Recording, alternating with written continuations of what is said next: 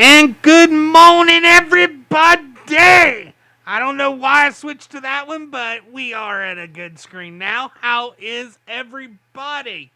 Let me turn on Anthony, and we will be good to go. I was Been going a to ask. while since we had you on here, Anthony. Yeah, excited to be back. Holidays are over now, finally. Well, I still got the holiday beard going here, but other than that, so how was your holiday? What'd you do over the Christmas and New Year's? Pretty much nothing. Pretty much nothing. I got to spend some time with my son. That was cool. Spent a few days with him, just kind of hanging out, playing games, and presents and all that kind of fun stuff. I did not stay up for the ball drop this year. I was so tired.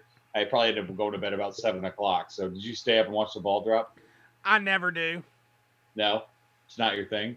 You It work so many nights. I figured it'd be normal.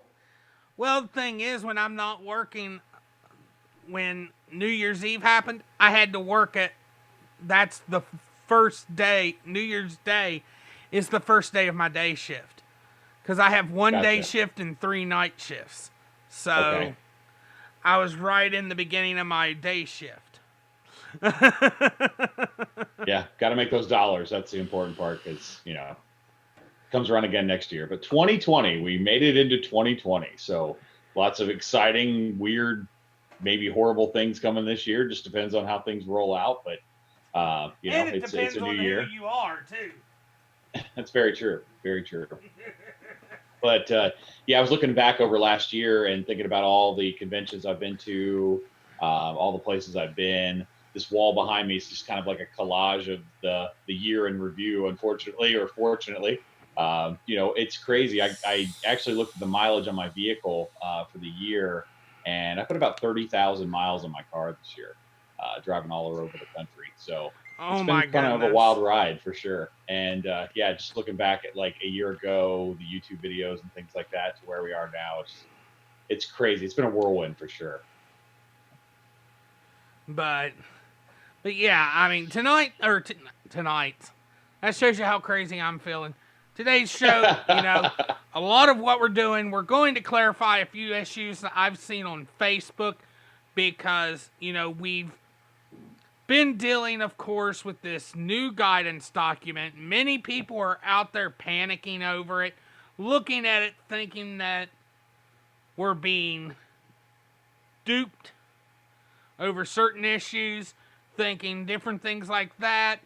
And we're going to clear up some of the confusion from that, as well as I have dug deep into the document and we'll just elaborate on a few of my interpretations of some of the points of the document itself. Jen, you don't realize, Jen, I have seen at least, I'd say, at least 100 posts going against what saying the same things that I was seeing, but seeing it totally wrong. So that's why I'm doing this part. But okay, let's go ahead and get in on the first part. The first part is a lot of people are very frustrated thinking that the definition for cartridge is wrong, that we're interpreting it wrong, and we're not. When you really read deep into the document, it does bring out high nicotine. It mentions high nicotine especially. And the simple fact, pre-loaded with liquid, sealed or unsealed. So it's definitely pods.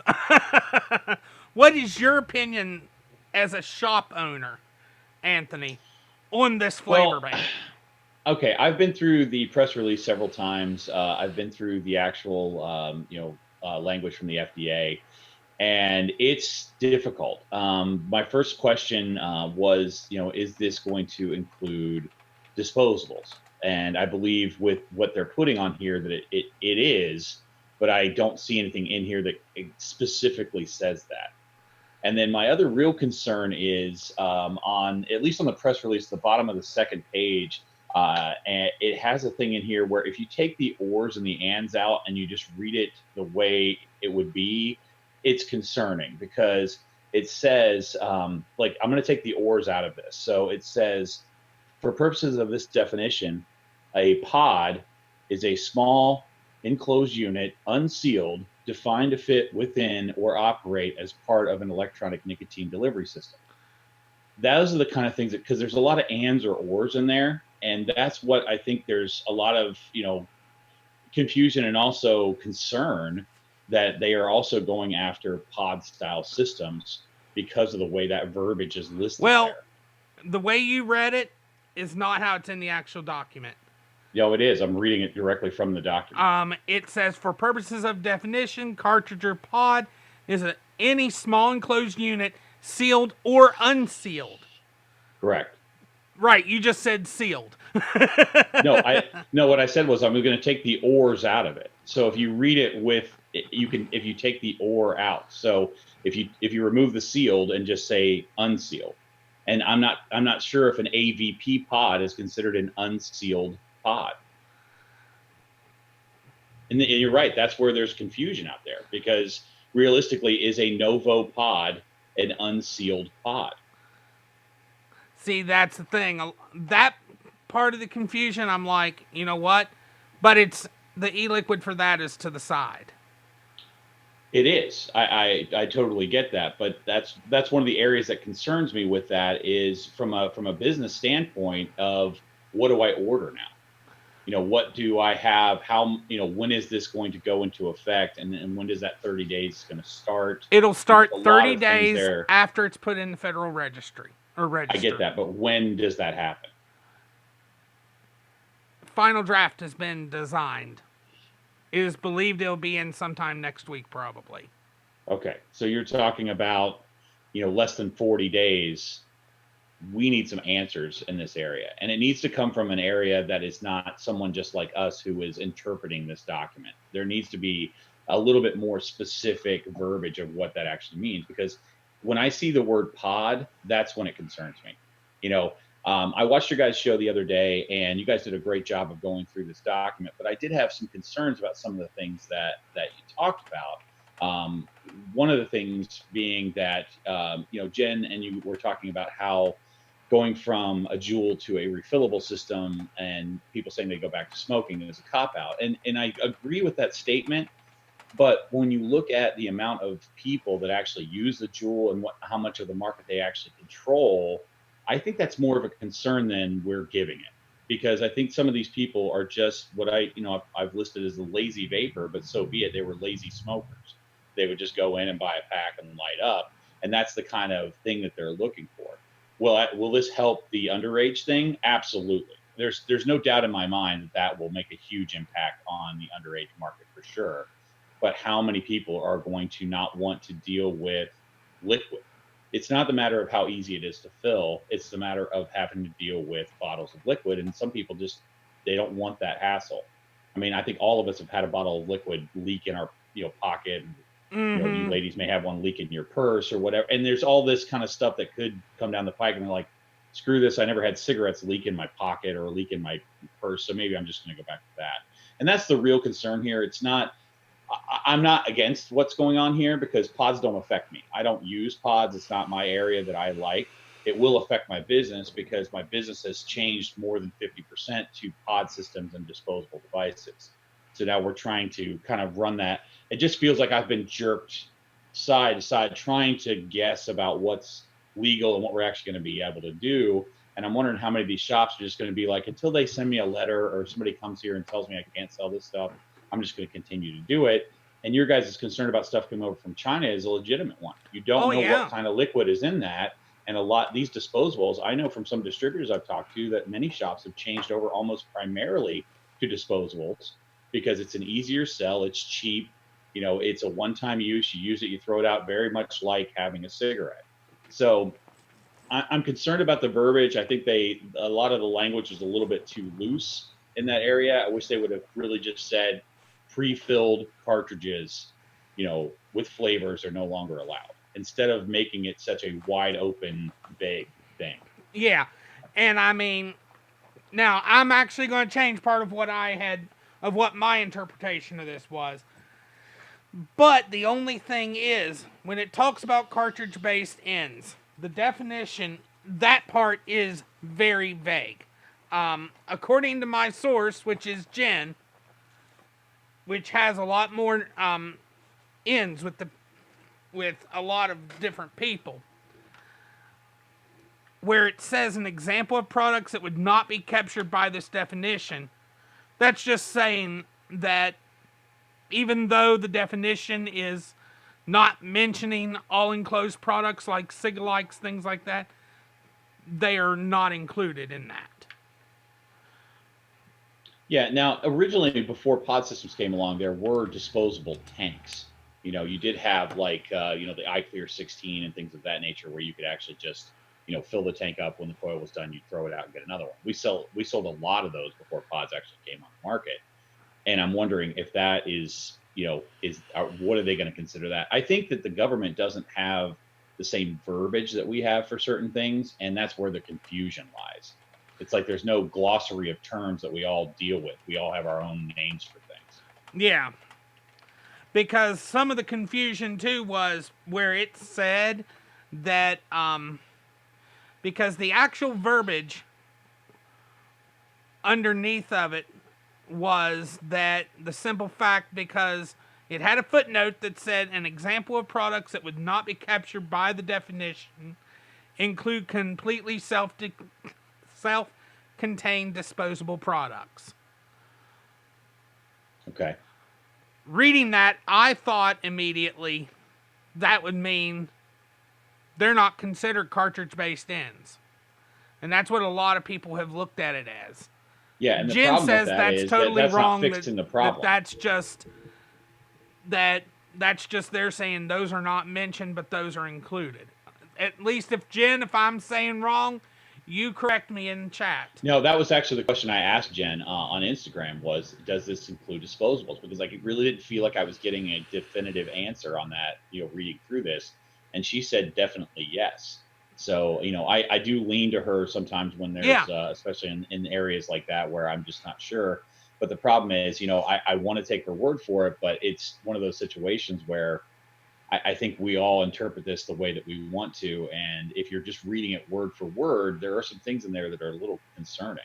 Mm-hmm. So after that 30 days is over then, and if you still have disposables or pod systems or whatever, are you just supposed to dispose of them, throw them away? That's what's supposed to happen here. I mean, what's the enforcement really going to look like? Because they haven't been able to enforce anything up to this point. So I guess my question is, do I really even care? Is there really going to be any real enforcement of this, or is it just like a scare tactic like everything else has been? Because everything that I have vape-wise in my store is obviously illegal, and they make a big point of that, in this, saying that there have been no, approved vaping products. So really everything on the market is illegal. Well, this is just another illegal product that I would have in my store. What's the You just can't sell it. I mean, that's the problem. Yeah, but I can't really legally sell any of the other stuff either. Well, right now, you just can't sell that after the 30 days after Tuesday. Because she did just confirm Tuesday is when it's going into federal registry. Or register. Gotcha. So Tuesday is when it's going in, so then you've got 30 days to get rid of that product. Right. And so, Mark, you're not that late. I was late this morning. I fell asleep on my couch. And I rushed up here to get the show going. I tried at 8:30. I sent him a message. At 9 o'clock, I sent him a message. I'm like, okay, I guess we're starting at 10 today. All right, rock on. So yeah, from a business standpoint, it's tough because now that I've got, basically we're just going to be getting rid of a new product that we just got in, which are disposables. Because I mean, as most people know, disposables haven't been hot for very long. I mean, this is 6 months or less. The disposables have really kind of taken off as far as an enclosed unit that already has liquid in it. And, if those were going to be legal, then what would keep Juul or any of these other companies from just making the pods, so you couldn't take them off the device? Just sell them that way. instead, which would make it a disposable device. So I believe in the heart or the spirit of the law or whatever we're going to call this thing, that disposables have to be involved with that. But it's just my opinion, guys. I'm as in the dark about this as most people, unless I'm doing the reading. But I mean, like I said, it's very vague. There are areas in this that are really vague. And the thing that concerned me too was, if the kids don't stop using it, then we'll take further, enforcement. It's like they're getting their foot in the door with this and saying, well, if kids don't stop using it, we're going to go to this, and if kids don't stop using that, we're going to go to this. Yeah. And is it that short leash to just nothing? And all the while, the looming May date, which, as I saw in the chat for the other show, a lot of companies out there are just not going to be able to, make it happen. And that's their own dang fault. I know you disagree with me on this. Man, I agree really to a point, but the money is just too much. It just is. It's way out of whack for what they need. Well, and again, I like what somebody said about that, having one of these larger, like the VTA or the AVA, actually setting up a lab to help these people. That's a very good suggestion. Unfortunately, a little too late at this point, I think, but that would have been that's great. where they dropped the ball. They should have been doing that back, because the FDA, the reason they have, I am following their philosophy on this, because they even mention this in the document itself. Because they should have began looking at doing their PMTAs, or at least getting the financing ready back in 2016. They should have been getting stuff ready starting in 2016. And this gets brought up in the actual document that they should have done that. Yeah, but I thought I saw in the chat on the other show where one of the gentlemen said he had tested. Oh, but he changed labs. That's what the deal was. So he couldn't use his old testing. That's right. So yeah, so it looks like I'm going to be having a big sale on Juul pods. Because I don't want to get stuck with this stuff, and I'm sure a lot of people will probably stock up that know about it, and those who don't care or aren't paying attention will come in the day after and like, what? Did you buy your Juul pods straight from Juul? When we had Juul pods, we don't have Juul pods anymore. We had actually kind of written a letter to the corporation and telling them to take us off of any of their marketing, that we closed our account with them. We had no desire. This was a few months ago. Oh, okay. But we do carry one Juul compatible pod. So well, those are considered black market. Yeah. So. Because they actually. What isn't anymore? They actually defined black market. Yeah. In the document. That was the other thing.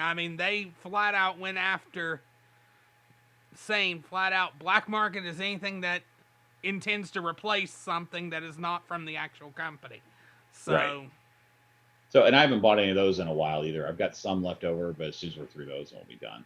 But disposables, on the other hand, I've got lots of those. So that's going to be kind of our focus, is moving through those and then figuring out what kind of systems that these people are going to want now that they can't have any of those. That's going to be the challenge. Well, Wendy, Pax Labs was actually the parent company of Juul until they branched off, until they left Pax and started Juul. So the original patent was off of Pax Labs. But then Juul took their own system away. And Juul should be a lot more upset about this, but they aren't, because Altira is actually running the show there now. So they're just happy that everybody's going to go back to smoking. Or not everybody, but I bet a big percentage of people will head that direction. So for them, Sadly. This is a win. Yeah, but that's the thing. So any other company that this was their main source of income, they would be fighting this tooth and nail, using the money that they have to do that. This is a reason why you're not seeing Juul step up and really, make an argument about this, is because they don't care. They're going to make money either way. If they go to smoking, great. If they only use tobacco or menthol flavored Juul pods, great. They win either way with this. Yeah.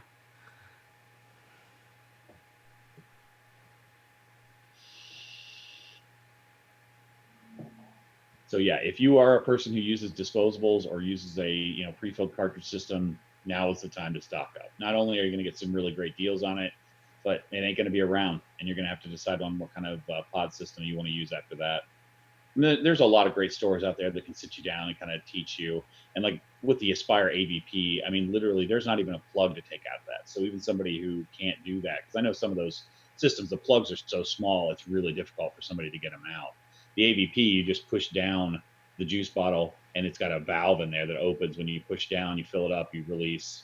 It's very simple to use. So there are products out there that you can. But one of the other things that I saw in there was interesting was about anything that is disguisable. So, like the amulet watch, I'm sure that will not be allowed. There's another product called the U Pen that just looks like a pen. You know, when you put the cap on it, it just looks like a ballpoint pen that you keep in your pocket.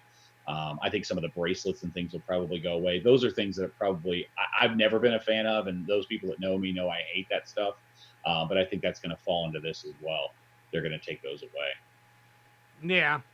And that's what made me think it was more, pod systems, because they kind of put that into this information about it not being something that's easily concealed or made to look like something else. I'm like, well, there's no pre-filled cartridge systems that fall into that category. So why are they adding that into this verbiage? Mm-hmm. That's why I find it confusing. I was kind of hoping today you could clear up some of this, and it's I don't know that that's really going to be the case unless they come out with some specifics like this is okay and this is not. No, there really isn't anything that we can come flat out and say. And the sad part is 90% of this document isn't even showing up right now on the Federal Register either. Only the beginning of it. Gotcha. So that's why we have to use the whole document from the FDA in order to be able to kind of look into it a little more. So I'll be checking this again Tuesday, and probably Jen and I will do something Tuesday night once it hits the Federal Register. 9 times out of 10, I don't know if she's still on, but if she is, we'll probably do something Tuesday night after it actually hits the Federal Register. So do you think there'll be changes to it when it hits that? Personally, I don't think there will. Okay. If anything, just some of the verbiage might change a little bit. Yeah, it's pretty fast for them to really be making any changes. So. But. Yeah, Jim, we know you're a secret agent. Now, again, as we had mentioned on Thursday when we were talking about this, they did go into labels a lot more. And I just want to show people something or I want to discuss something because I like looking at footnotes, okay? And we have to look at the past when we think of labels. We have to look at past marketing that has been done by tobacco that was stopped by the Tobacco Control Act of 2009. Which, I'm going to leave this question to chat. What is the biggest point that we can use of what disappeared in 2009 because of the Tobacco Control Act and because of the MSA? Who disappeared from cigarettes? Let's see if anybody can remember it. My TV's over here, that's why I keep looking this way. Yeah, I'm looking over to see if anybody grabs it. What big marketing ploy disappeared? There you go, Wendy. I didn't see anybody put anything up yet. Wendy put it up there, I see it. Yep, Joe Camel. Joe Camel wasn't a pre-existing cartoon. He wasn't anything except for Joe Camel. And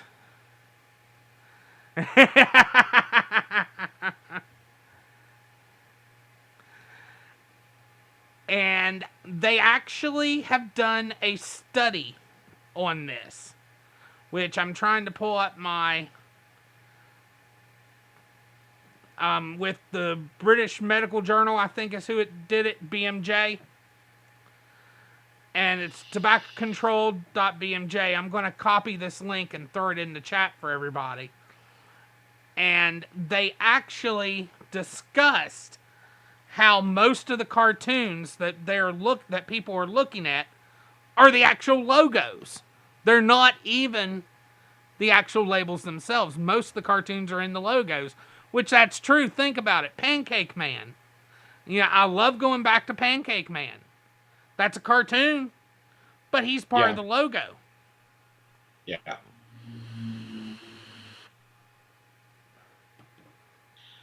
So, I mean, when they're talking about kid-friendly cartoons, no, they're not talking about IP infringement cartoons. They're talking about actual cartoons that a kid would look at and like.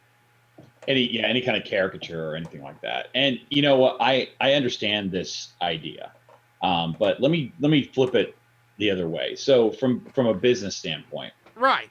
there are so many e-liquid companies out there that I think from a marketing standpoint, you have to try and figure out a way to make yourself stand out from the pack. That is an important thing. And I think that this wasn't designed as something to advertise to kids. It was something to advertise to adults to stand out from the pack of something that they might like. And there's a lot of adults that wear, Star Wars stuff and wear Avengers and Marvel and all of those, and a lot of that stuff is purchased by adults. So it was a natural progression for companies to do that, to make something that looked cool for them. And if that included some kind of a caricature, then so be it. Now, I understand where they're coming with this and why they want to take this away. But the problem you run into with this is, how do you differentiate your liquid from someone else's when not only you can't use pictures, but now you can't even use some of the descriptive terms on the label. It's going to become a mishmash of basically all the same flavors from different companies. And that is a There's marketing one nightmare. key word that comes in as to how you differentiate. Flavor. Nobody's flavor is the exact same. I could pick up 10 strawberry and creams and every one would be different. Right, but when Not you a go into your single local vape one. shop and you've got 10 different brands of strawberry cream, which one do you pick? If the vape shop has them all, you taste them all and you decide which one you like the most. And then we get back to what I call that lazy vapor. Are they going to be willing to go through all of those steps to find that flavor that they like, or knowing that, that particular brand is one that I've had in the past? I see marketing, and like I said, I don't see that the cartoon character thing is a good thing to do for the kids. I get that. But I also think that there needs to be a way for people to be able to market their products and differentiate them from someone else's. I mean, we allow it with, alcohol. Your cigarette companies have different, color schemes and logos and things on there. So, where do you draw the line at what is kid friendly and what is, adult friendly? Honestly, I wish our labels would go to black and white labels with just the name of the company, the name of the flavor, and all the warnings. That is truly how you level, because here's the thing. We have actually lost a lot of companies because of these hype brands. We've lost a lot of our good flavored companies because of hype brands. And I mean, they're 10 times better than most of the others. But you know what? Because they don't have the flashy labels, they don't get looked at as much. Whereas if everybody was black and white, everybody's on a level playing field. I understand your point. Jen had brought something up when you guys were talking about this on the other show, and she said that she'd started smoking when she was like 13.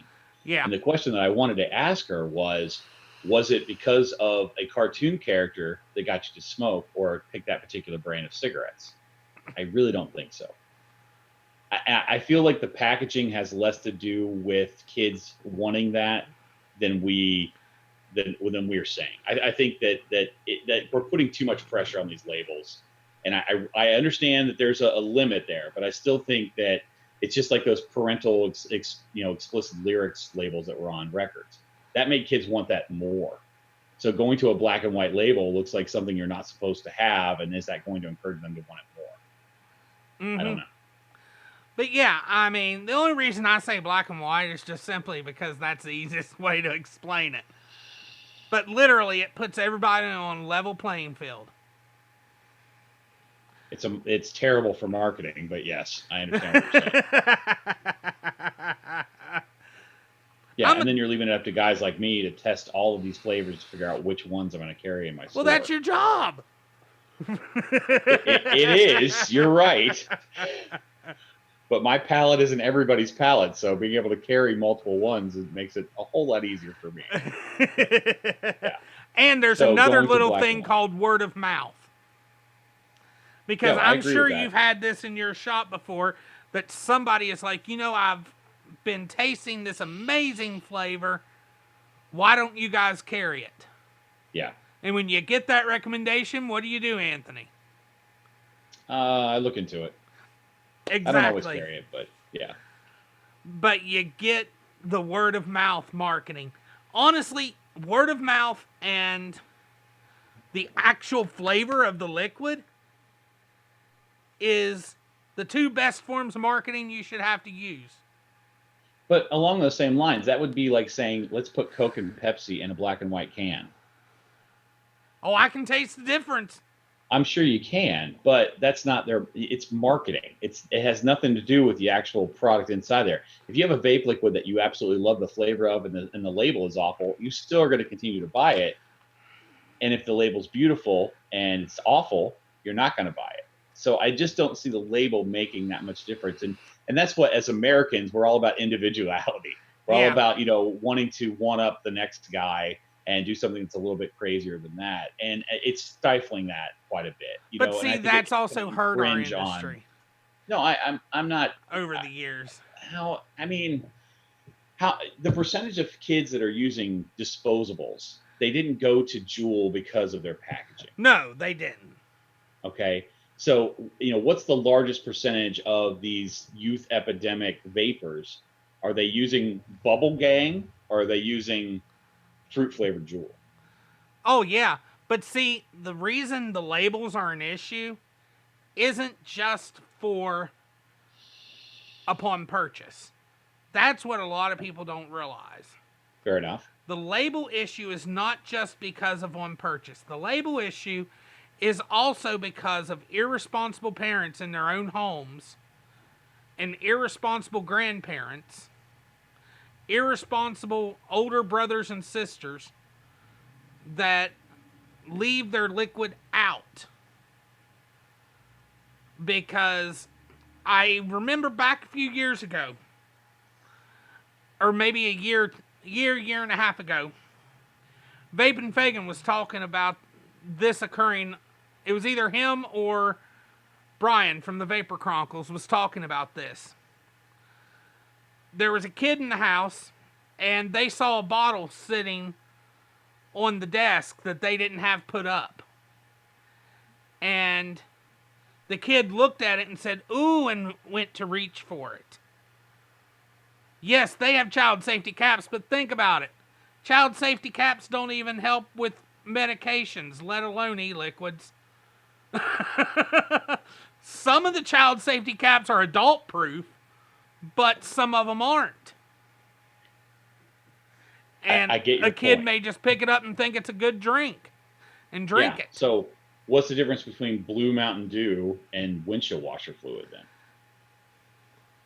It's parenting. We miss that step often. And one of the things that I did want to bring up in this area is how many people have died from e-liquid. Oh, yeah. Couple of kids, sure. That's minuscule compared to other things like drain cleaner or windshield washer fluid or antifreeze. There've been a lot more kids probably have passed away from, taking that stuff. So my concern is that we are still looking at something where they are banning a product that has not killed anyone. Oh, I know. Okay. And I think we lose sight of that. We're good with this because they're not banning our, e-liquid flavors that we use in our open tanks because everybody that we know uses this type of product. Yeah. But why are they doing this at all? And I think we've fought and we've gotten tired. And this is our, we're willing to compromise. And this is what we're thinking is actually a good thing. And I'm worried that this is just that first step, like I think a lot of people are. But why are we banning something that hasn't killed anyone? That's always my concern when I see this stuff. Well, a lot of this too is my gut tells me. We all know that probably within 5-6 years, marijuana is going to be legal across the board in Sure. America. And a lot of this, because they even mentioned this in the beginning of the document as well. Yes, the lung diseases were all that they can find: vitamin E acetate and THC. That is the culprit. They put that right in the beginning. But some of the people still used also nicotine. You mean a weed smoker that uses nicotine? That must be something. There must be a small percentage of those people. Come on.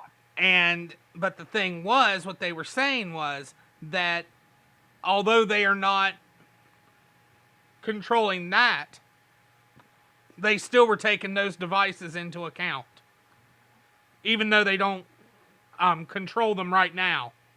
So my interpretation of that is they are going to apply all these same rules to those when they become legal. Well, and when you talk about that too, it's think about strain names. Like there's so many hybrid marijuana strains now that there are so many names out there, and a good percentage of them, I would say, would probably be, I don't want to say child friendly, but definitely names that, there's, Incredible Hulk and Blue Milk and, Skywalker OG. And I mean, there's all kinds of stuff out there like that. Is that the same thing they're going to do? Well, that's a kid friendly name and you can't use that, even though you have to be 21 to go into those stores and, all of those kind of situations. So, I think, and then what do you want a black label with a white words that just says weed on it? Like that's the labeling you're going to be allowed from now on. What kid wants to actually, nobody's going to want a weed, so that advertising is okay. It's just that slippery slope. Okay, and the other thing is too, let's get rid of Juul. Let's get rid of all of these pre-filled pods from all of these companies. So you got a 16-year-old that's a Juul that uses a Juul, and he's part of this epidemic that we're talking about. Now you've also raised the age to 21. All right. So this kid's just going to set his Juul down, and he's going to be fine for the next 5 years. If you believe that, you're crazy. So where are these kids going to go next? What is the next step? I'm asking you. Tide Pods. What do you think? Tide Pods don't have nicotine in them. Nicotine gum. They can get that at 18. Yeah. I mean, but, I know, but are they? I don't know. Is that going to get regulated up to 21 as well? No. Okay. That's 18. Yeah, I think that we're kidding ourselves to think if this epidemic is a real thing, that all these kids are just going to stop using vape products and not smoke or anything if the nicotine addiction is as bad as they're telling me it is. But, and what I'm getting at though is they're not giving them an out. Yeah. And the FDA has actually asked for somebody to come up with a device to help these kids to stop, and no one will take it. No one will even attempt it because they know it's not a possibility. And Stevie, no, the federal ban will not stop the lawsuits on Juul. As Jen had stated earlier, that will probably be the MSA 2.0 is probably what's going to happen with that, because we went with Nick salts, which were much too high, and they were getting their Nick highs from that. So, and that is what caused the whole issue, was Nick salts being at 60 milligrams. Yeah. I mean, bottom line, Juul being at 60, that's what caused this. And you could say 50 all you want. I did see an interesting thing about that too, that what they're adding to that nicotine or what they're adding to that pod is some kind of like benzodrine or benzonine or something like that actually makes that nicotine smoother.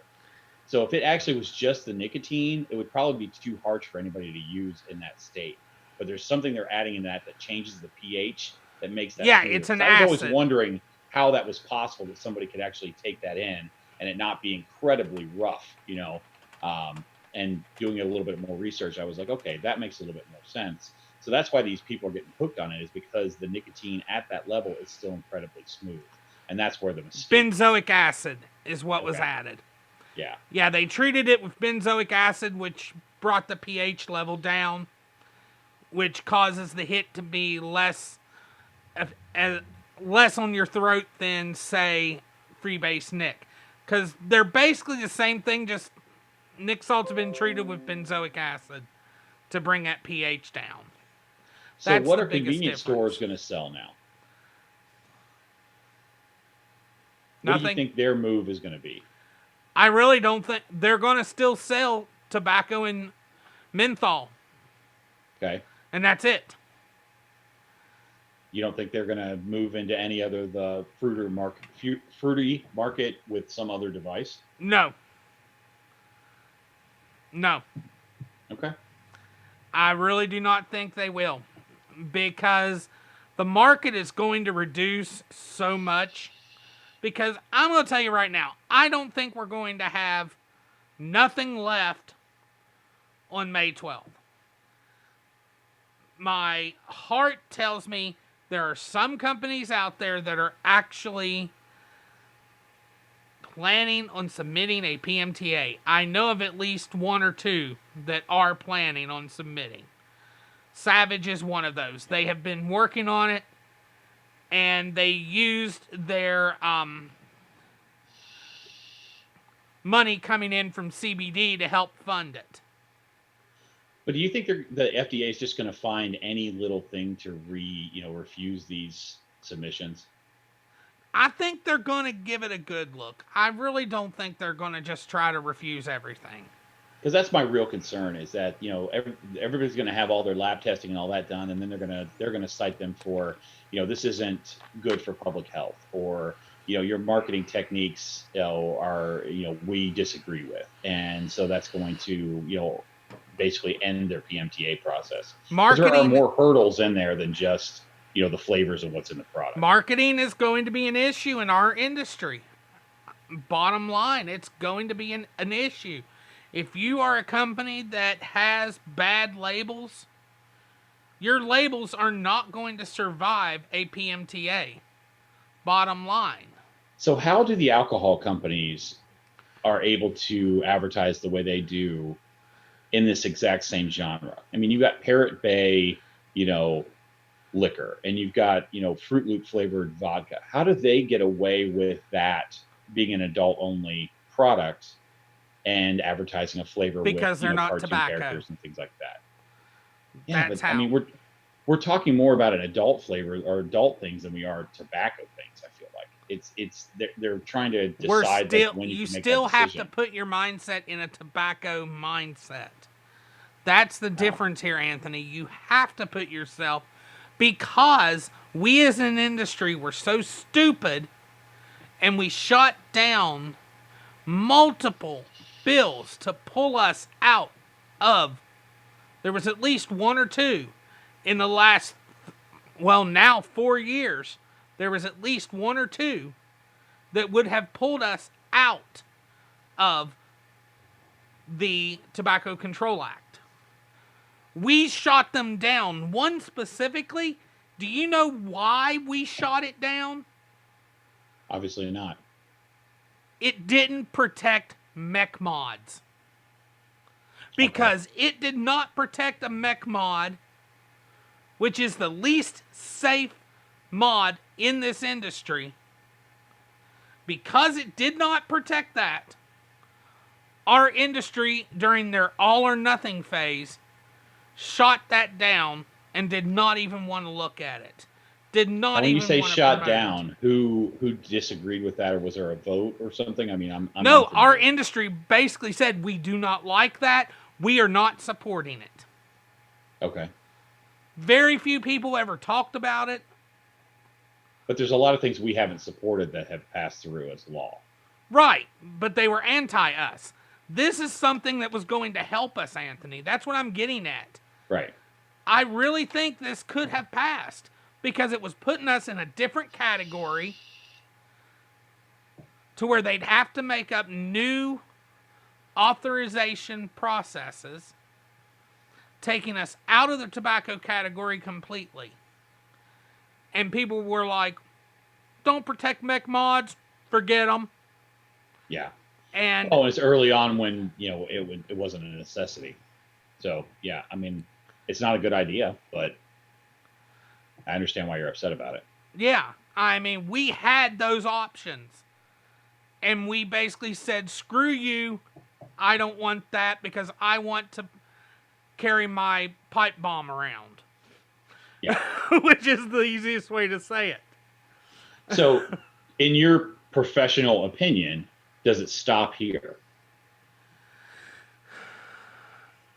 That I can't say because I don't know what. I mean, in all honesty, Do you think kids are going to stop vaping no. because of this? They're going to vape no matter what. So, and in this, it says if they don't, we will take further action. Is that true?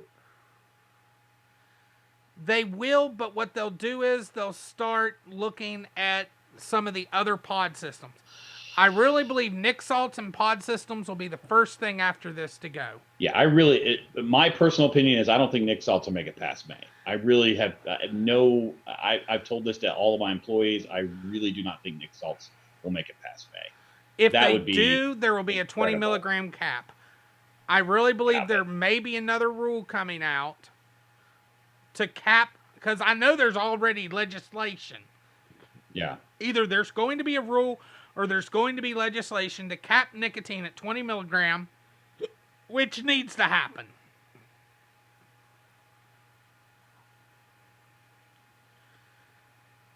I'm just reading chat. Exactly. Sorry. If the youth tobacco survey shows more uptake, then yeah, they will do more. And I agree with you there, Jen. And so I think that what this is doing is opening the door for more and more legislation that will have less and less argument against. Yeah. Once something like this passes through, it's like, well, we passed that, but what we need to do is amend this to include this now, and we need to amend it to include this now, to the point where it doesn't even represent the original document because they've just included everything in it. I don't think they'll include everything, though. I really don't. Well, I hope not either, but they've left the door open with this to do that if they want to. But again, we did all this to ourselves. Had we gotten off our asses and actually started submitting PMTAs and had one or two that was accepted to be able to be looked at. But that's not true. There's been over 400 PMTAs submitted and rejected. Yeah. So, I mean, people have attempted this. I mean, I know it's easy to sit there and say, we should have done this. But there are companies that have tried and failed miserably at this. And what did I just say? And it be accepted. Right. But they need to continue to work with the FDA to figure out not one out of 400 was acceptable. That seems like at least one of them should have made it through. We don't know any of... See, this is the thing. We don't know what they are doing to it. We don't know why they refused them. It's true. In all honesty, a lot of why don't we know? That's a great question. Because they don't have... It's proprietary information. Nobody can fix the problem so that the next guy can make it through. That's proprietary information that the FDA don't have to give out. The only person that can give that out is the actual company itself. And I'm surprised they haven't. Yeah. Because I feel like we try and all work together, to get this. If I make a strawberry banana flavor, the guy that makes a tobacco flavor is not my direct competition. So if one of us can figure out a way to get through this, then a lot more of us can kind of follow that same path. Exactly. So that to me is surprising. But I think it all comes down to we didn't have final ruling until less than a year ago about what the actual rules were to get a PMTA in. So you said not everything's going to go away in May. What do you think will still be around other than Savage? Savage I think will stick around. I think a lot of our OG companies will stick around. I believe we're going to go back to no longer Clouds Bro Clouds. I believe we're going to regress, in all honesty. I believe the whole industry here in America is going to take a step back. And the other concern I have too is with the cost of the PMTA process. Are these companies, and rightfully so being a business, going to pass that on to the consumer, which in turn is going to probably double the retail price of an e-liquid? That's part of the regress. Think And there's about it, that Anthony. supply and demand situation too. And is that going to keep people from making the switch because of the expense? 4 years ago, most of our e-liquids were $30 a 30 mil, close to it. Sure, a buck a mil is pretty common. And we're going to go But what back. devices did you have at that time? You didn't had have juice guzzlers like we have now. right. That's part of the regress that I'm talking about. We're going to go away from Clouds Pro Clouds and go back to stuff that's kind of like the Aspire Atlantis, the Aspire Atlantis, Like the Nautilus or something like that. Yeah, back to some of the old school type of hardware that was not juice guzzlers like we have today. I mean, I'll be honest with you, this one is not even a juice guzzler. And that's the iJoy Avenger. Yeah, but how much liquid do you go through in a week? On an mils? average, maybe 60 at the most. Okay. So do you have $240 a month that you can spend on liquid, not including coils and other things? I don't have to. You know why I'm asking this question. Yeah. Stop playing like that. You are Joe Average customer out there who's working his 9 to 5 at Wendy's, making, $11 an hour. Is he going to have $240 a month to spend on e-liquid? Well, I'm going to throw this right back at you. Okay. How much is a carton of cigarettes? I have no idea. Close to 50 to 60 bucks. I haven't smoked in so long. At least 50 to 60 for the cheap stuff. All right. So I wasn't smoking a carton a week. A lot of our smokers smoke. A pack a day is only 7. Right. And how many packs is in a carton? 10? Yeah. Okay. So it's actually cheaper to smoke? Not in the long run. And you're not even talking about coils. You're not talking about devices. You're not talking about batteries. You're not talking about chargers. I mean, that's where my concern comes in. A lot of that stuff. My whole deal is to get people to stop smoking. Yeah. A lot of that is one-time purchases. Well, coils and liquids aren't one-time purchases. Coils and liquids aren't. That's all that's not. The rest and back then, how long did a coil last? Depends on your tank and depends on your liquid. Right, but I mean, for you, if you're using one of those older coils, you get 2 days out of it, and you'd have to get another one. And see, Jen was smoking 2 cartons a week. Well, yeah, because Jen's a badass motherfucker. Not everybody out there can smoke that much. And she was spending $120 a week. Yeah. All right, well, you're not the average retail person either, Jen. Pack a day. Pack a day is what I get. And I get a lot of people that, at least we used to get a lot of people coming in, getting off of cigarettes, and that was a pretty common amount that we would see is about a pack a day. So yeah, that's really my other concern, because when I got into the business, I mean, the most expensive 100 mil that we were selling was like $40, and I'm just concerned, 100 mils for $100, and I mean, I go through probably 150 mils a week. I mean, you're talking $500 a month I'd be spending on e-liquid. I couldn't afford that. And I don't like mouth to lung. I like direct lung. At 1 pack a day. See, I hadn't purchased cigarettes in such a long time. Wendy is bringing up for Marlboros. We're going to use Marlboros as a perfect example because that is one of the most popular cigarettes. Where she is, it's $9.59 a pack. Wow. Yeah. $300. Where does Wendy live? In New York? No, I think she lives in Pennsylvania. Pennsylvania loves their taxes. I think, Wendy, correct me if I'm wrong.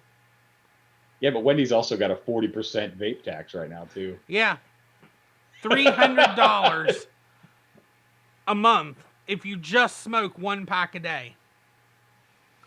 I mean, no matter what, it's still going to be savings for people if it goes up. Yeah, Jen, whenever I can get some girl to choke when she's sucking on something is a good thing for me. So Oh my sorry. goodness. Hey, she lobbed it to me. I couldn't help myself. And New York, it's $15 a pack.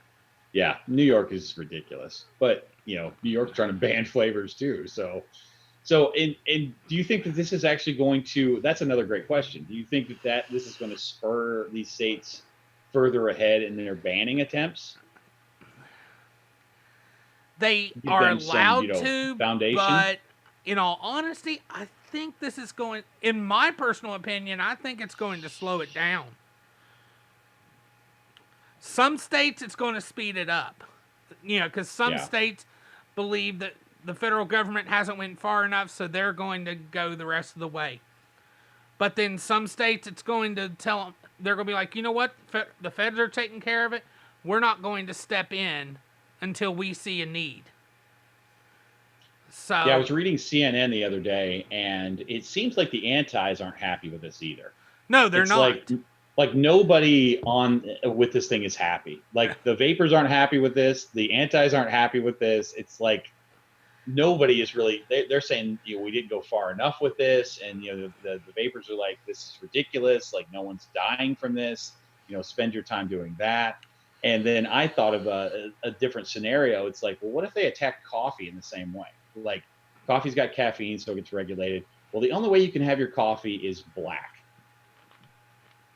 You can only have tobacco flavored vape. You can only have black coffee because all those other flavors just attract kids to drink too much caffeine. Like, where does that stop? Yeah. Because I mean, that's a legitimate argument to say, well, you can still have your caffeine. You just have to have it in black coffee. Like all these people are like, well, you can still have your vape. It just has to be tobacco flavored.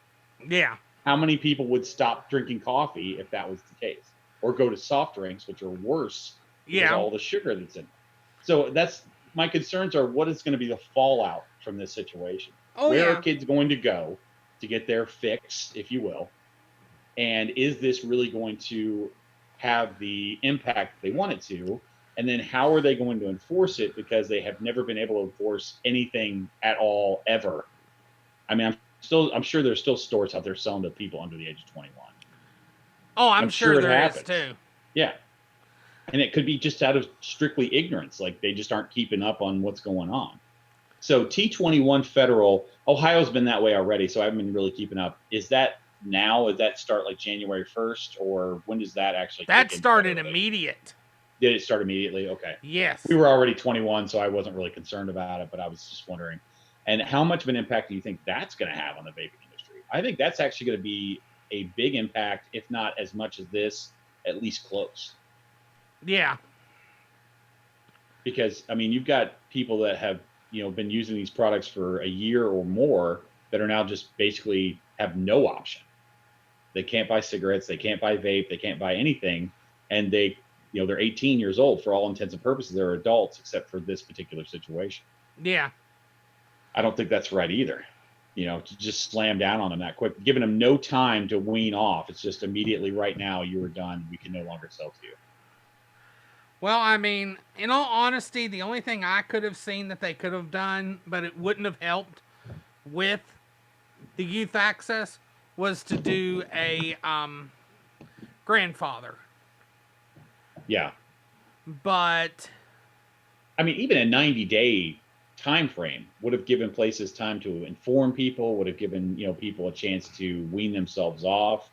But that immediate action to me seemed way out of range for. I mean, even we had 90 days to let people know, hey, on this date everything switches over. So either build up your stock or start. Well, they did that because they don't want people building up stock because they don't want them vaping or they don't want them smoking. And, I agree. When the banks started allowing 16-year-olds to have a MasterCard, that started problems because they were able to start buying online. Yeah. And, speaking of that, I Can am I address so. something Jen said in Yeah, chat go real ahead. quick? Um, you're right, Jen. I think there are quite a few online stores that don't have proper IDs, but let's make that a priority. Let's do that on our side of the business to do everything we can to keep this out of the hands of kids. So that's an individual company thing. I mean, we did spend extra money so that I have a 2-tier ID program. And if they said, hey, you have to send it, signature, we would probably follow along with that. I think that is a little bit of an overstep, because how often do any of us home when Amazon or somebody delivers a package? It's probably pretty rare. Yeah. You'd have to be home in the middle of the day, and that signature thing is a little bit tough. And there are a lot of companies out there that won't ship to a different address than your billing address, which is typically your home. So if they ship it to your work, you could probably sign for it there, but because you're not there. So that's one of those steps I think is going to be difficult to get through. So anyway, finish your thought. But yeah, and I mean, the thing is, they addressed that in the T21 bill. They did address that. But they Did they give a military exemption? No, they did not put a Wow. military exemption either. But now I will say, we're going to talk about something real quick that's not connected to this, but I will tell you, Anthony, I'm glad you never sent anything to Massachusetts. Because, or if you did, you didn't get caught. I'm not going to refuse or deny. So. Because I'm sure you looked at my If There's Time. There was actually, Massachusetts is suing currently some of our vape companies, one of which is very popular, for selling to their residents after their ban. Here is the lawsuit, and here is the actual tweet by their attorney general, because these companies were actually selling, they were caught selling to Massachusetts-based residents after the ban.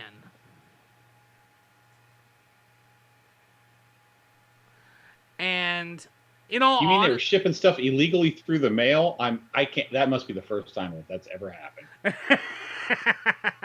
I'm not a vape company anymore. We're the CBD dispensary. So if you see a package that comes that says the CBD dispensary, it must have CBD in it. And I'm sorry if somebody don't know. Wink, wink. It is the retailer's responsibility to know if they're allowed to sell in that state or not. Bottom line. Sure. And if they are selling to individuals in that state, I have no sympathy for those companies. Well, there's more to it than that also.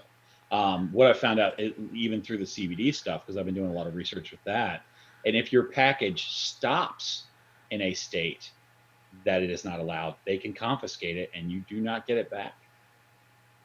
So if I'm shipping product, let's say from Colorado to Ohio, and it has to stop in, Massachusetts, Kansas, or I'm thinking CBD wise. So I'm just using CBD. this as an example. So if it stops in like Kansas and Nebraska, if the package has to stop there before it makes another trip, they can confiscate it there, and I will not get it back. It's not allowed to come across their state lines. What? So that can also be a situation. So if you have a vapor product you're sending to, Connecticut, and it has to pass through Massachusetts and it stops there, they can actually confiscate that product. I'll have to look into that, because that don't make sense. That's fine. I will even send you some of the stuff from the CBD stuff. It was crazy. For the and even tobacco states law. where it's legal. Yeah. So with the CBD stuff, even if it's a state where it's legal, but they think it might have THC base in it, they'll still keep it. And you could fight it and get your product back, but that obviously takes money. So that's part of the deal. If it's not legal in that state and it has to stop there, they can actually confiscate it.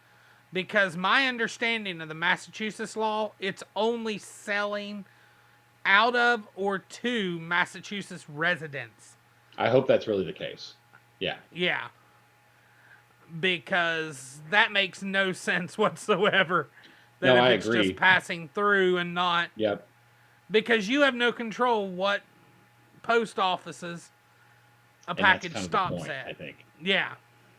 So they can just snag it up whenever. Like, oh well, that's our law in this state, so that's what we do. And for those, we're going to go ahead and talk about this too, because this is another one that goes on the issue of vaping and smoking, things like that. U-Haul is now discriminating against tobacco users. Yeah. They have stated that they will not hire any nicotine users whatsoever for their company now. And Drink as much as you want. what'd you say? Drink as much as you want, but no nicotine. Yeah. Be as much of an alcoholic as you desire. U-Haul will be happy to have you. But if you use nicotine, their medical insurance rates go up, so they have just decided to eliminate that from their hiring process. Well, they're not the only one. No.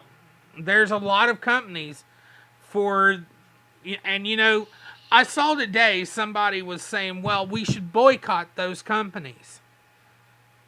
Well, how many people here have heard of Humana? They have the same policy. Yeah. It's more widespread than you know. Premier Health Partners last year, according to this article, put a $520 healthcare benefit surcharge on any workers who smoked, chewed tobacco, or, this is where it's even worse, lives in a household where other individuals smoke. Tell me where that makes sense. Yeah, one of the guys that I work with, Drew, that does a lot of my background work. His wife, he's under her insurance. She works at a hospital, and they had to raise his insurance up by like $500 a year just because he was a nicotine user. So not because he smoked, just because he had nicotine. Even though the vape isn't doing anything health related to his body, they're still going to collect more money. Oh, I know. Because they're just dropping it all into one place. I'm the same. They charge me. And the funny thing is, with the nicotine there, and then you've got states like Nevada, which no longer allow testing for THC for pre-employment, and then you have the National Baseball League that's actually stopped testing for CBD products and stuff like that as well. So it's just weird to me how, this nation is just all over the place when it comes to stuff. It's so funny to me, like cracking down on this and letting that go, and it's a crazy time to live in the U.S. for sure. And, we had talked about this back a while ago. Now, U-Haul, for some areas, they won't be able to enforce that. Like, if they were to come to West Virginia, they could not enforce that. Why do you think they couldn't enforce that? Because we have tobacco protection laws. Okay. To where you cannot discriminate on someone because of tobacco use. You're not a right to work state then, obviously. No. Yeah. I'm in a right to work state. So basically I cannot hire you because I don't like the color of your shirt. And it's 100% totally okay. I can't discriminate against you for your, ethnicity or religion or anything like that. But there's a whole lot of other things that are just like, okay. It's called a smoker protection law. Yeah. Wow, we need a vapor protection law, it sounds like. Well, we fall under the smoker protection law. Yeah.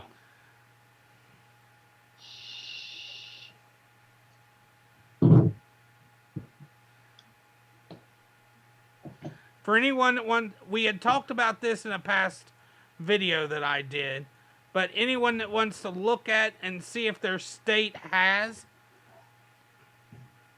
a smoker protection law, because PA does not have. Right. So who got sued in Massachusetts? Hold on a second, and I'll pull up the lawsuit, and I'll read off the actual companies.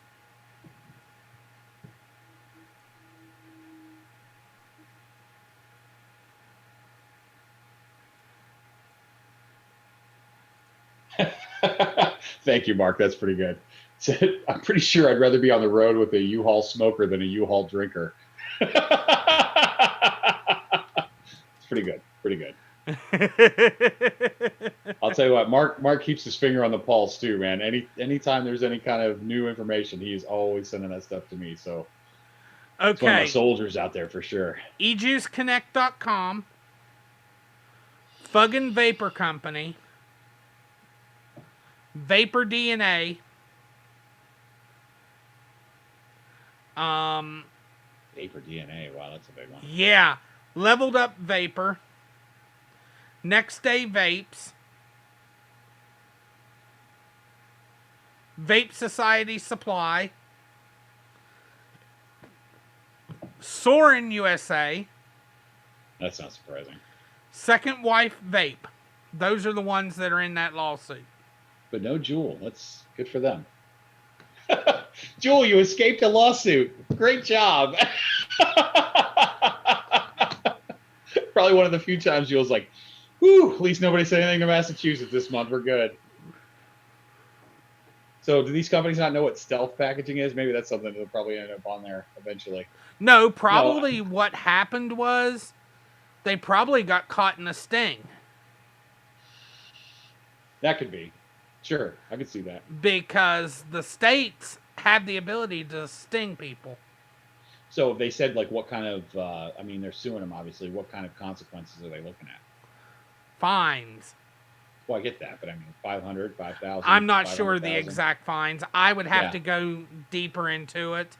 And I'm not going to make my concern about these fines is if they're not big enough, it just becomes part of doing business. Yeah. It's like if it's a $500 fine, it's like, well, I mean, we make $5,000 a day in Massachusetts. I think we'll go ahead and pay the $500 fine and just keep doing what we're doing. Consequences have to be realistic or they have no purpose. And that was one of the other things when I was reading through here. It was like, well, you know, if companies continue to sell these things, we're going to send them a letter. I'm like, oh, not a piece of paper in the mail. Oh, I better stop. Well, now here's the thing though. Now that they're enforcing, technically they don't have to send warning letters at all. So, but who's enforcing? Now they're going to be enforcing more via FDA. But who is doing the enforcement? FDA and Department of Justice. How many FDA people are in your state? Department of Health. They have how many Department of Health people are in your state? That's the thing. Your county Department of Health now has the ability in most states because the FDA has made deals with most of the Department of Health. And I'm in agreement with you. I just never had a Department of Health person in any of my stores. I would be curious to hear of any vape shop that's had that. I'm sure there are some, but I think enforcement's going to be the other issue. Okay, here is the restitution. Award civil penalties of $5,000 for each violation. Okay, that's pretty substantial. Attorney fees and other relief available. An injunctive relief preventing defendants from continuing to engage in violations of the law. And other relief as permitted by the law and the court deems appropriate. So the court could say, okay, I'm doing the $5,000 fine and I'm doing this if he wanted. Yeah, then that's good. Then that means that they're actually taking it seriously. Yeah. Yeah, per violation. $5,000 per violation. That's pretty steep. So that says that they're taking it seriously for sure.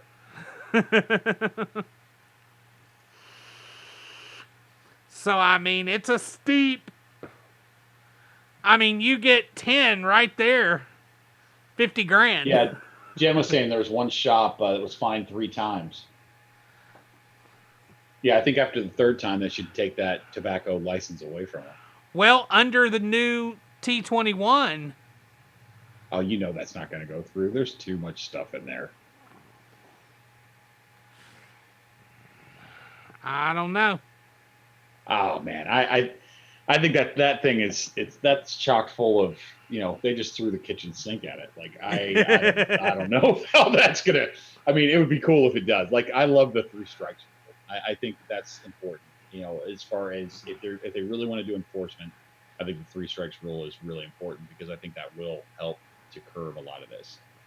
Some places can afford fines, but they can't afford to be closed down. Yeah. But, well, you know what? It is 11:30. I'm going to go ahead and we're going to call this for the day. Absolutely. It's been great chatting with everybody. Yeah, it's been a lively one today, which is good, but I think that's part of the deal. But, Jen, after it's in the register, are we going to do a show Tuesday night? So I can let everybody know.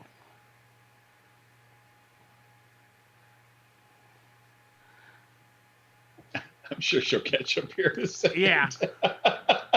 Yes, after it is in the register, we will do a show Tuesday night for NVR Live. Anthony, if you want to join us for that as well, you're more than welcome. If I can, I will. Work's kind of crazy, so yeah. Oh, it's understandable, trust me. Yeah. That's my last day off for the week, so. But if you guys out there need any CBD stuff or any vape stuff, got to come to purecbd1.com. We got all kinds of great stuff. We've been adding new strains of flower. We've been adding new products all the time. We just did the 12 strains of Christmas. There's a lot of great stuff there, and you don't have to be 21 to buy CBD products. So if you need something, come over to the site and check it out. We've done some revamping on the site, and it looks fantastic. Now I am going to tell you, be prepared. You're next. Yeah, I've seen it. But not like I haven't been through it before. We are heading out of here, guys. Thank you so much for joining us, and we will see you Tuesday night. And then next week, you want to start Geek Out back up next week? Sure, whatever. Okay, next week we'll do a Geek Out, and we are going to talk about the full Mandalorian series now that the whole series has been out. And cool. I'm sure 9 times out of 10, Jen is going to join us. Monday night, we will do a DIY. So join us for that as well. Next week, Mandalorian discussions, which I can't wait to talk about that. She already said she's joining us. Yeah, it's a great show. So when are you doing the show about teaching people how to refill their old Juul pods? Ain't ever doing that. Just kidding, guys. Just kidding, guys. Just kidding. But, so yeah, next Sunday we'll do a show on The Mandalorian, and who knows what else we'll do. You never know. Talk to you later, guys.